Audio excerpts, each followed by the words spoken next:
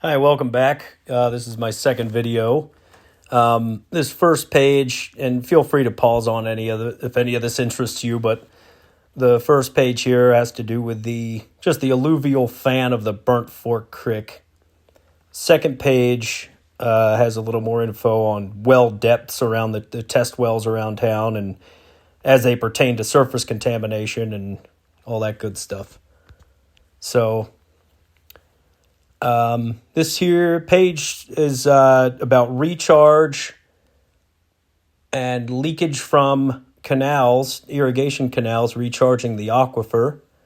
Like I said, feel free to pause because I have no idea what I'm doing, and I think the pages are going too fast. But there's some information here about, where the water could be coming from and historically, what kind of has happened around here. So, and this next page, this has something supplying the from the semi-confined aquifer from the alluvial fan. Just a little info. I think goes 1,000 feet or something, and I don't know. You have to read it if you want. This diagram shows the alluvial fan of the Burnt Fork Creek, and where they were thinking about putting more wells to help feed the town water supply. This one here just shows the historical flow of the water around the town of Stevensville. It shows Burnt Fork Creek to the south and then North Swamp Creek to the north.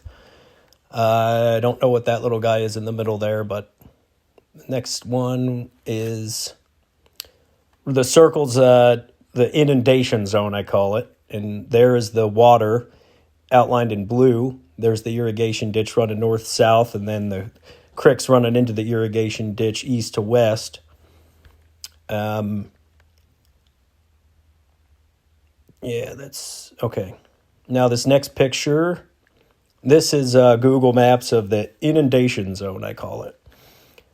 Pretty much everybody in this circle and a little bit to the west, everybody runs sump pumps and has soggy yards and just bad stuff going on in the street there.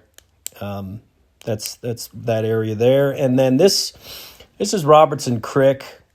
As you can see, it doesn't follow its natural flow anymore. It was kind of cut out of the way to make room for a road and some lovely tennis courts there.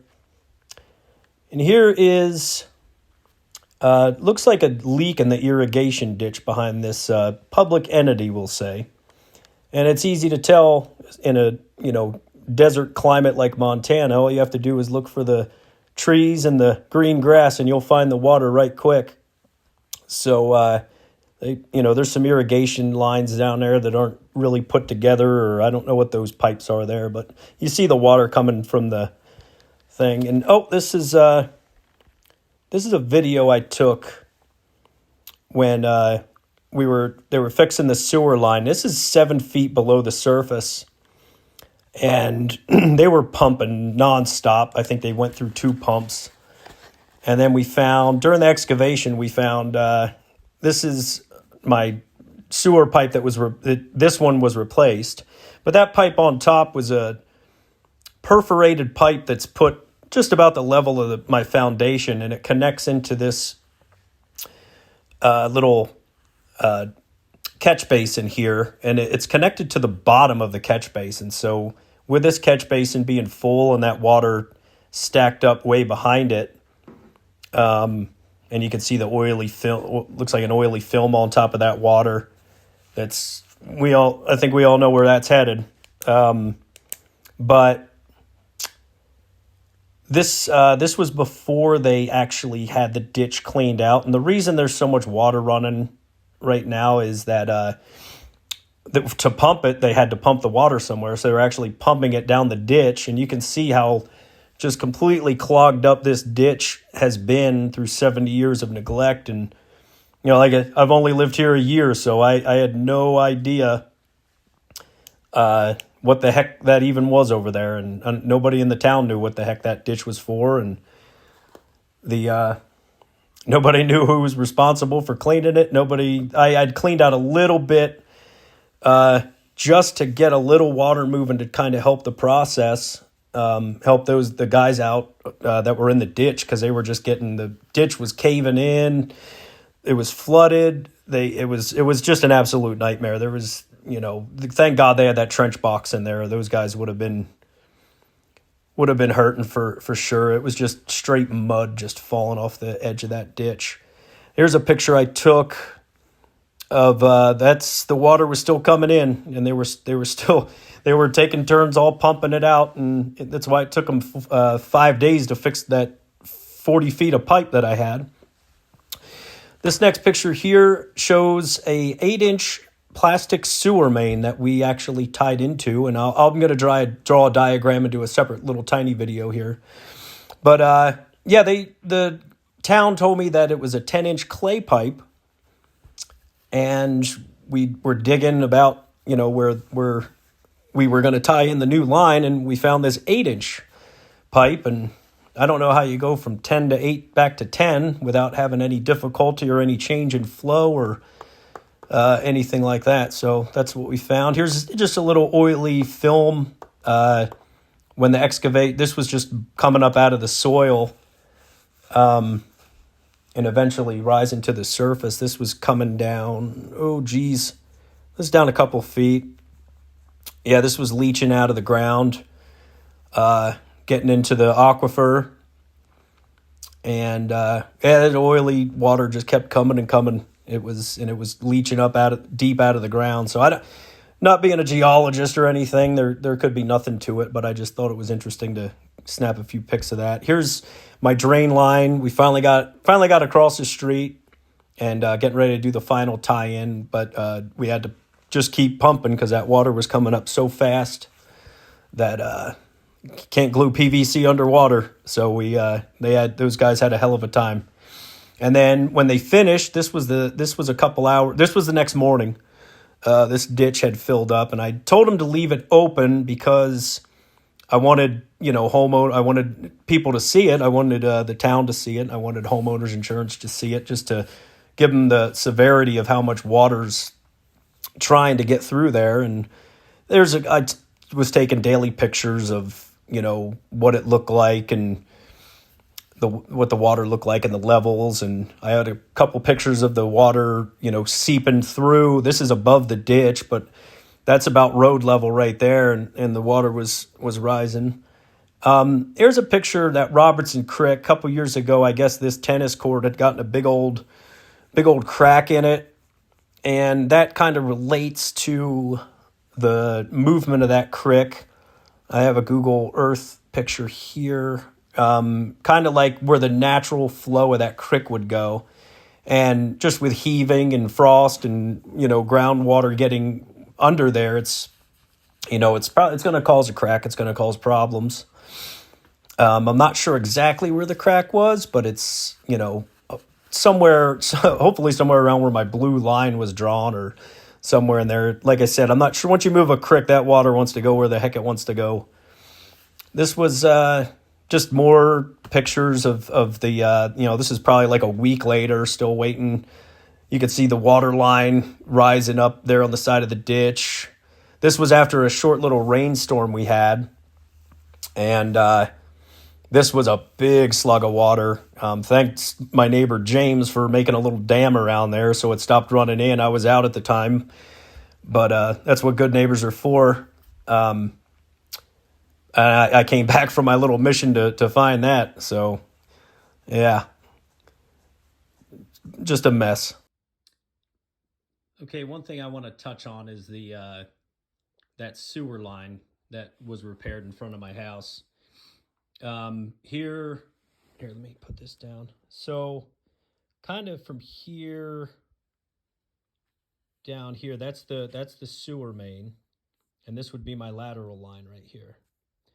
Now, originally, this lateral line went up here 45 to over, and then 45 back, and went over here next to this. This is the irrigation ditch right here. or I'm sorry, not irrigation ditch, drainage ditch. Um, Here's the culvert, that culvert in question that's constantly full. So the excavator, we decided to abandon that mission there and cap the line off just because we were getting so much water. There was just really nothing that he could do proper to to excavate all this was just going to be an absolute nightmare, and we were under the gun to get the street opened back up and get things back to normal, because this was all just I forget how many tandem loads of mud and just muddy soil and rocks that were just pulled out of this excavation. At this point, the excavation was about 7 feet deep, and that's where that video shows the trench box in there. And those guys, they busted their butts, and they got that tie-in done, and they got her across the road. But I'm pretty sure that took 2 days just to get across the road.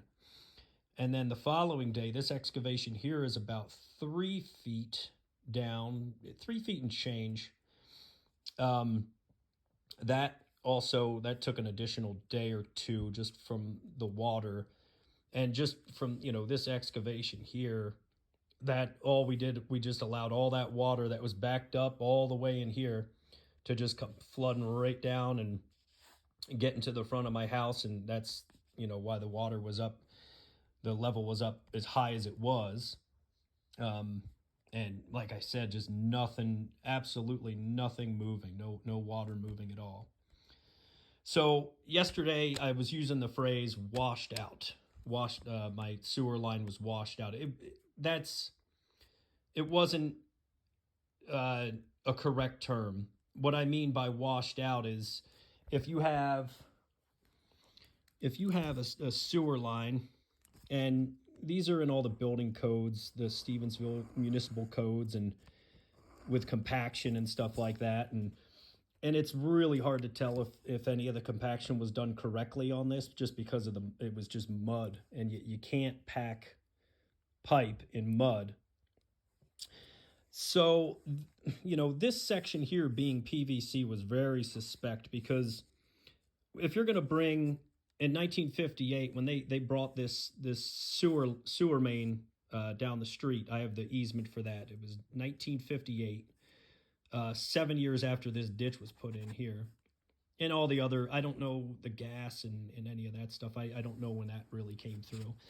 But anyway, so this section here being PVC, that kind of PVC did not exist in 1958. It's that green PVC. If I'm wrong, somebody call me out on it, but I'm 99% sure that style of pipe didn't exist back then. So when they brought this through in 1958, the path of least resistance, and excavators, they want to get in, get out, and get on with their day, just go straight across there and tie into that sucker right there. But for some reason, there was PVC, there was that Fernco coupling that didn't really look all that old. It looked fairly new. And then what we have here is no hub cast iron. So no hub cast iron is 10 feet and change. And then they have a stainless steel band with two little nuts on them like that, and a rubber piece that goes in between. Now, it's not the best thing to put in an underground application. Back then in 1973, when the house was built, this is my house, by the way, with horrible shingles. I didn't line them up correct. We'll get to that later. But anyway, so 1972, when the construction was going on in 1970, I think it was started in 72. No hub cast iron had just come out maybe 5 or 6 years prior to that, 1973. And I know, coming from the East Coast, where, I think they pretty much, all the old timers, they hated this stuff because it was taken away from their lead and oakum, and they were really people were really pushing to not put this in, especially outside. I don't know anybody that would have put this outside back in the 70s. It was kind of untested, and I'm not even 100% sure you can put no hub outside where it wouldn't be lead and oakum back in the day. And then in their codes they switched to PVC right about here. This is compliant with their code. And then to cast iron, you have to run cast iron anywhere where it gets near the water main. And I think that water main's out here somewhere, or I think it's something like that. So we were able to, I guess, deviate from this code here. I don't know. We had the guys from the town there. Nobody told us what materials to put in or whatever. But so the no hub cast iron that was pulled out of the ground didn't look that old at all. And anytime you do anything out here, you have to get a permit and you have to get a qualified contractor. And that's what took me so darn long to get somebody to even come do this, because there's only certain times of the year when you can dig dirt in Montana. And every excavator I know is just insanely busy right now, putting in foundations and building homes and stuff like that. So it took me, I had to get the guy that was working across the street over here and kind of beg him to come and do this while I went away on vacation. And then we just opened up that whole can of worms. And here, I already drew over that, but here's the culvert. And that corrugated, or the perforated pipe, it's really hard to draw. That perforated pipe sits about 2 feet underground, and like I said, with that culvert being full, those perforations are just doing this right into the front of everybody's houses. And you get to talking to your neighbors and who's done what and who's fixed what, and pretty much everybody's had to fix their sewer lines, of course.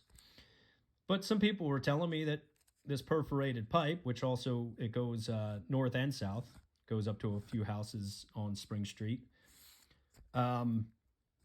These are blowing right into our foundations, and nobody knows who put them in, why they put them in, who did what. It's actually making the situation way worse. I think with all this water being backed up all the way up to that area that I was pointing out before.